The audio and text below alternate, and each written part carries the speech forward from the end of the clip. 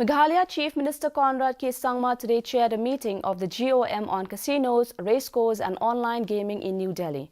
Conrad Sangma later said that after taking the opinion of stakeholders and after successive meetings of all members, the GOM will take legal opinion before submitting the final report.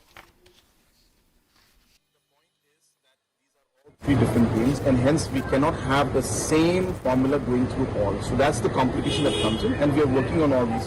That's the reason why this particular GOM is taking slightly more time, because it's a very complex issue and it's got a lot of legal aspects to it, and different court rulings are there. All these things have to be taken into consideration. But yet the GOM has been made for all three, and we have to it's almost like three GOMs into one, and that's the reason why this is slightly more complex. But we are approaching the end, and we're hopeful that in the next 1 week, 10 days, we should be able to submit.